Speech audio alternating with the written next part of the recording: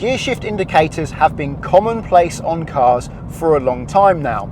Here's one, and it's telling me to go from 4th to 6th at 30 miles an hour.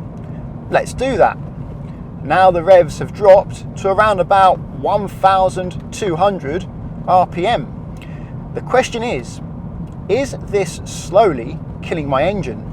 Well, maybe. Certainly in the long term, it's possible it could cause an issue or two, but in the short term, it's unlikely you're going to notice any problem. But before I get into that, let's firstly see if it actually saves any fuel. So I'm at 30 miles an hour with the cruise control on in 4th gear. It's asking me to go to 6th gear, but I'm not going to. I'm going to leave it in 4th. This is the constant fuel economy readout. It's reading 59.3 at the moment. There is an opening in the hedge coming up on the right soon. When I pass the opening, I'm going to make note of this constant reading.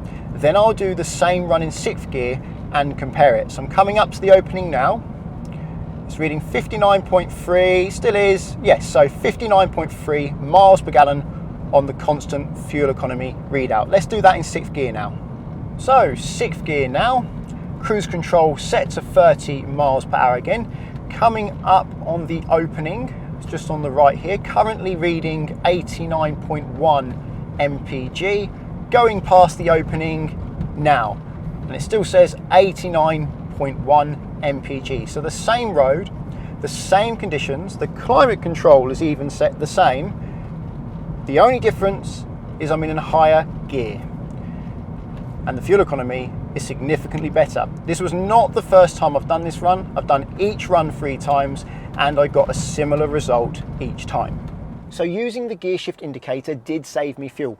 If you want a more detailed video where I compare certain speeds with different gears to see which one is more economical, I'll leave a link to it up there. But getting back to the point of this video, does it cause harm to the engine?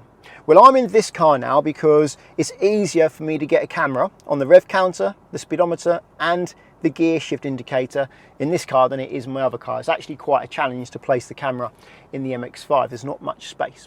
And what I'm going to do is I'm going to show you 2 examples, one far more harmful than the other. In fact, one probably isn't even very safe. In the first example, I'm going to follow the gear shift indicator to the nth degree. I'm only going to go up when it tells me to go up, and I'm only going to go down when it tells me to go down, and we'll see what happens. Not looking forward to that one. And in the second example, I'm going to use the gear shift indicator the way I normally use it to be more economical.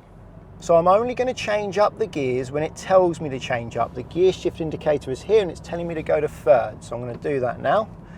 The first problem, well, it's the fact I have to keep looking at the dials to know when to change up, and that's taking my eye off the road.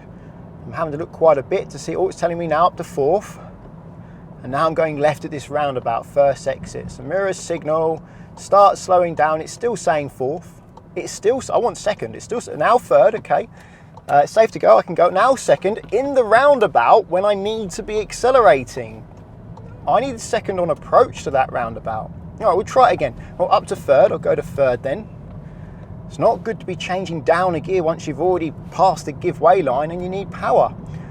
Saying 4th, I'll go up to 4th, going ahead 2nd exit of this roundabout, so I'm slowing down, still saying 4th. I want 2nd, but it's still saying 4th. Still, oh, 3rd gear, need to look to see if it's safe. Oh, now 2nd gear in the roundabout again, and now I can get going. 3rd gear at that speed entering the roundabout means I've got no power. If I want to get going, I can't. It makes it less safe. And I'm having to change gear in the roundabout, which means I can't accelerate. I can't accelerate whilst I'm changing down a gear. There are 2 main problems with that example. The first is a safety concern. I'm taking my eye off the road too often to look at the gear shift indicator, and I keep ending up in a gear that's too high, meaning I don't have power, meaning I can't accelerate when I need to. That's also a safety concern. The other issue is, well, yes, low revs can harm the engine.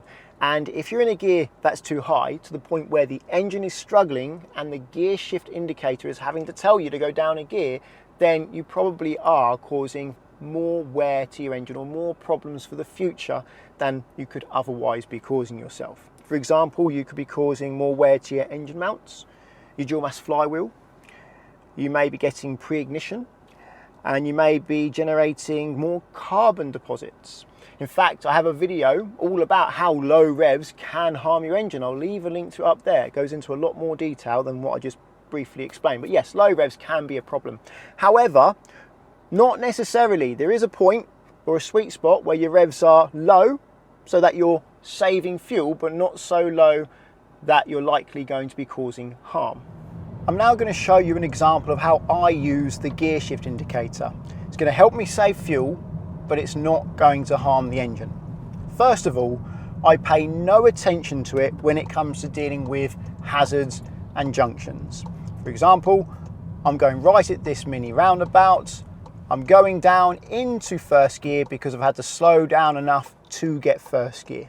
I've got a weight behind this grey car at the moment. Now it's my turn. Can't see yet. Now I can see no one's coming. I can go. Went up the gear there, no gear shift indicator required. Just felt like I need second because I was fast enough to get second. However, this is where I may use the gear shift indicator in a car that I'm not familiar with, because I'm cruising now. I'm on a 30 road. There's no hazards I've got to slow down for, no junctions I'm about to deal with, and I want to know if third gear or fourth gear is the most economical gear at this speed. It might be fifth, it might even be sixth, who knows? It does vary from car to car. And that's where the gear shift indicator can actually help you. It's telling me that fourth gear at this steady speed is the most economical gear. So I'll go to that gear and I'll try it. Feels fine. Car's not struggling, it's not vibrating. So therefore, I will use it. If the car was struggling, I wouldn't take its recommendation and I would choose my own recommendation based on how the car feels.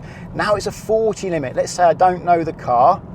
What is the best gear to cruise at 40 in this car? In some cars it's going to be fifth, some it's going to be sixth, and some it might even be fourth. So I'll get up to 40 miles an hour, and at the moment it's saying fifth. It's actually saying sixth now, so I'll pop it to sixth. And let's feel how that is. That feels good, yeah. Car's not struggling.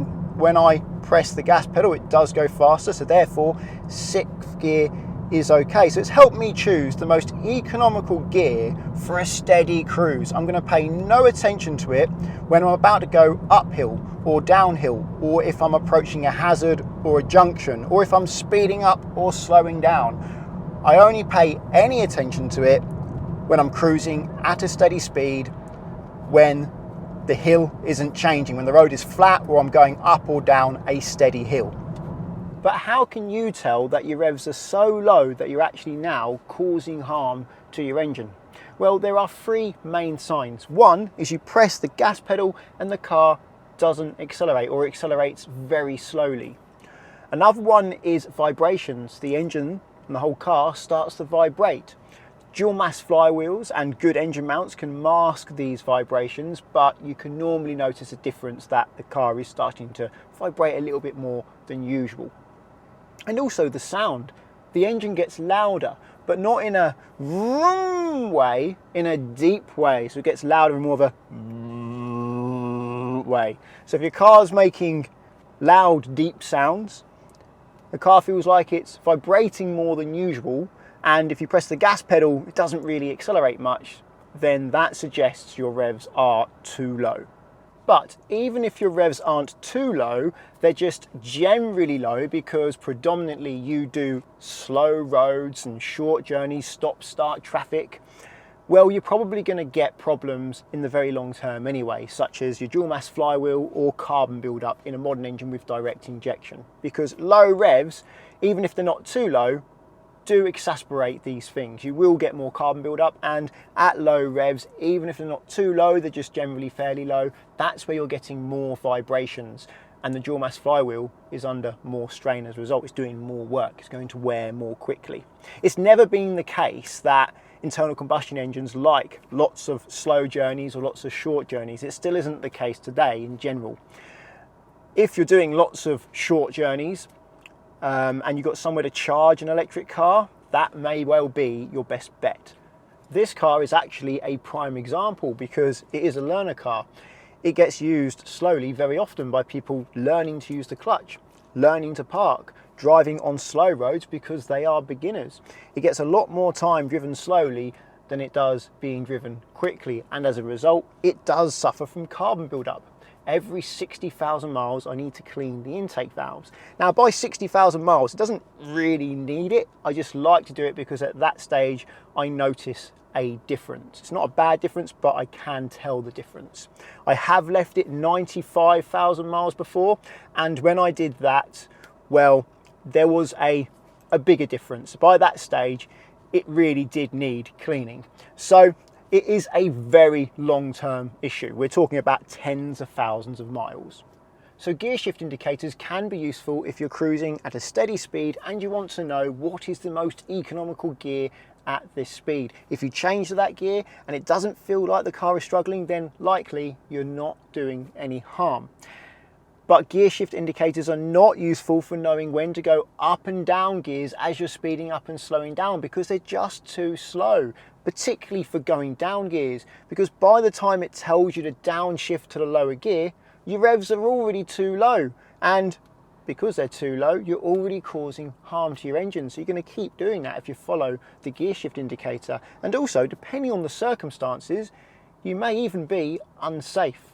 Well, I hope you found this video helpful. If you did, please give it a thumbs up. And if you're looking for car insurance, check out the links to Collingwood and Confused in the description. If you're learning to drive and want to insure yourself on somebody else's car, then Collingwood are there for you, because you can do so without affecting the owner's policy. So that takes away a big stress from the owner of that car that you're using to practice your driving in. Via the link at the moment, there's up to 35% off and a £20 gift card. If you want to insure your own car, I recommend checking out the link to confused.com, because you fill out one quote form and get loads of quotes back from many insurers to compare who's cheapest. And you can change your car on that quote without having to do the whole quote again. So you just do one quote and you can change the car and recalculate. That's a quick and easy way to compare how much it costs to insure different cars. That's useful if you're shopping around for a car. Using the links doesn't cost you anything, but it does support the channel, so thank you very much. Subscribe to get my future videos, and until the next one, cheerio.